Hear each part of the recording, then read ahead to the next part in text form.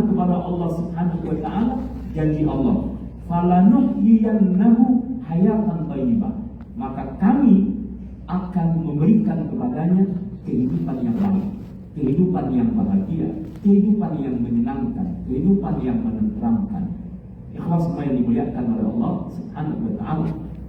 Maka jelas bahwa petunjuk ini hendaklah menjadi pengamalan. Petunjuk ini benar-benar dibaca, dipahami, kemudian diamalkan. Tidak akan pernah kita tersesat selama-lamanya. Yakin orang yang berpegang teguh dengan Al-Quran, mereka menjadikan Al-Quran sebagai pedoman, akan meraih kebahagiaan hidup. Orang bahagia bukan tanpa ujian. Orang bahagia bukan tanpa cobaan.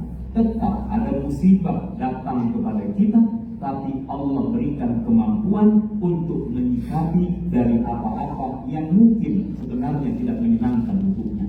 Ikhwan dimuliakan oleh Allah Subhanahu wa taala, kuncinya adalah bagaimana kita berinteraksi dengan Al-Quran.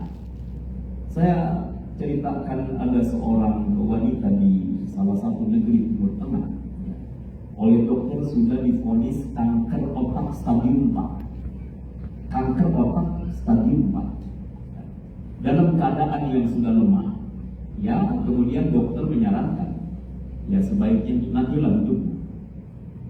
Ya, mungkin perhitungan secara medis umurnya terbatas, ya, hanya hitungan beberapa bulan saja. Ikhwan dimuliakan oleh Allah Subhanahu wa taala. Kemudian dia mengatakan kepada dirinya, "Iya, aku sakit. Iya, mungkin tidak lama aku akan meninggalkan dunia yang fana ini. Pertanyaannya, lantas aku mau apa nanti? Apa yang aku bawa jika Allah Subhanahu wa taala minta pertanggungjawaban dari hidupku? Apa yang aku bawa?" Kemudian apa yang dilakukan oleh Allah? Akhirnya dalam keadaan sakit seperti itu, dia mulai bertekad, kalau begitu aku ingin menjadi bagian dari Ahlul Quran.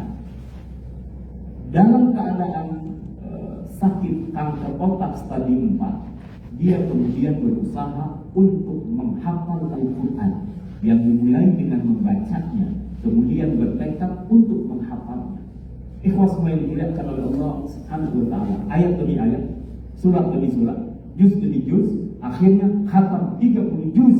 Bukan hanya membaca, dalam keadaan sakit dia menghafal Al-Quran, menghafal Al-Quran 30 juz. Allahu Akbar. Ini kalau lihat wajah-wajah Bapak ini, insya Allah akrab juga dengan Al-Quran. Kelihatannya sekali duduk ya 3-5 juz apa? Juz apa? Juz jambu. Nah, baik, dia hafal 30 juz. Sampai kemudian dia datang lagi kepada dokter.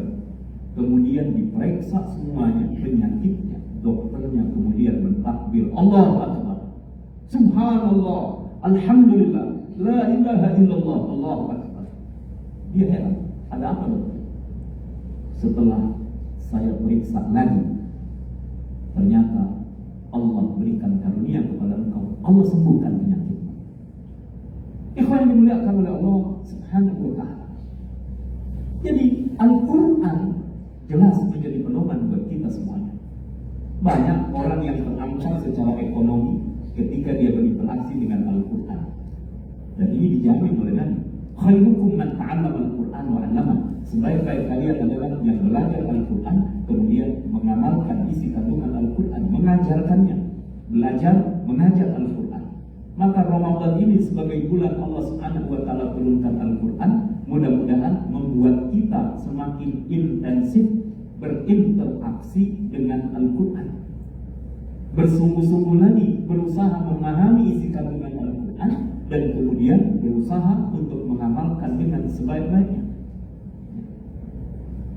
Cerita yang lain, ketika kami mengikuti kajian ekonomi Islam di UI, kemudian salah seorang narasumber menjelaskan bahwa profesi dia adalah sebagai bankir internasional.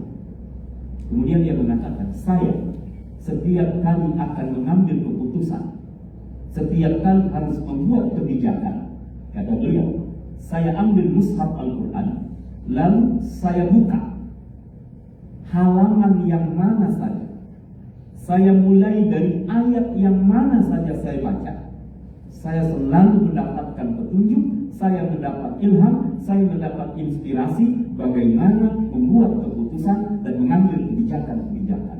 Ini dia yakin betul. Kenapa? Karena yakin bahwa Allah Subhanahu wa Ta'ala telah berfirman dalam Al-Quran, dan Al-Quran benar-benar menjadi petunjuk.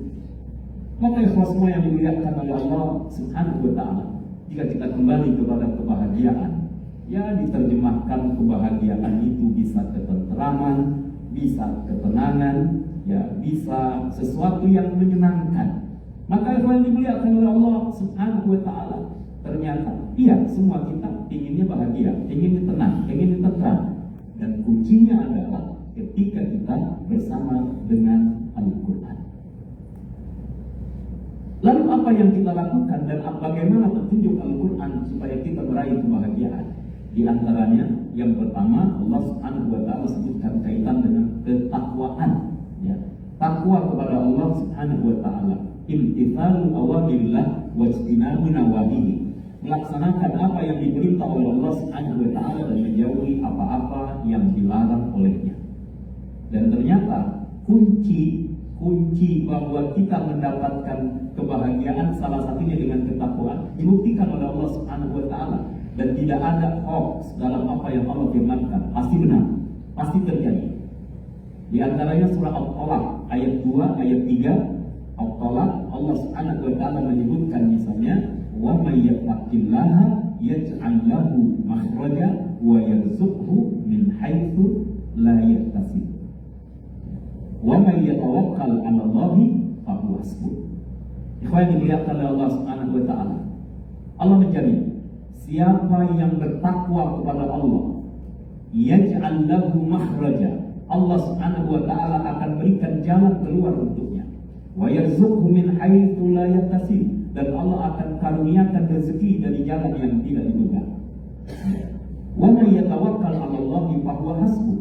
Yang bertawakal kepada Allah, siapa yang bertawakal kepada Allah, maka pasti dia akan dicukupkan oleh Allah Subhanahu wa Ta'ala.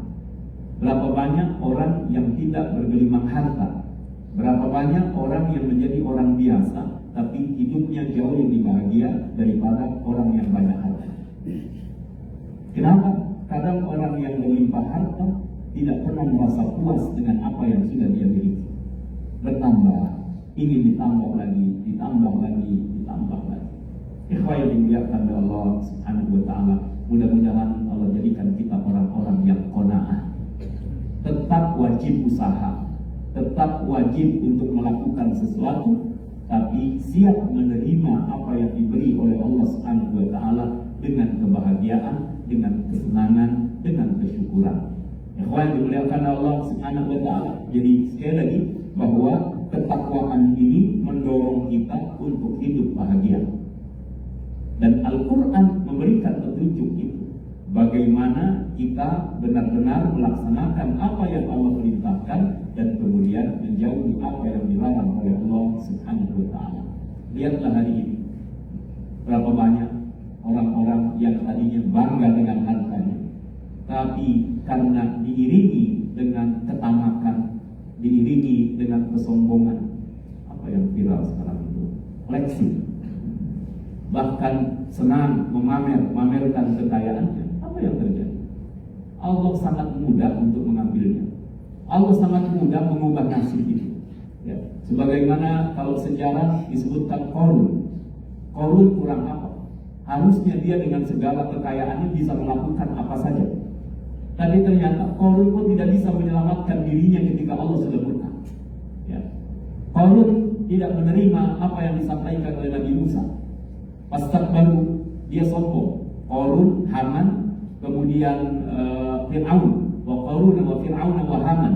Tiga-tiganya adalah jenis-jenis manusia sombong yang jangan pernah dicontoh. Sombong dengan harta, sombong dengan kekuasaan, sombong dengan pengaruhnya. Ternyata apa? Akhirnya ujung-ujungnya akan mengalami kesulitan, kesengsaraan. Ya. Qarun contohnya, ketika dia dengan hartanya, tadinya orang-orang berharap bisa menjadi seperti Qarun. Hartanya dibawa kemana-mana, banyak dayang-dayang, banyak pengawal-pengawalnya, sehingga orang mengandai-andai, andai aku jadi Qarun. Tapi ternyata apa? Dia dia sombong,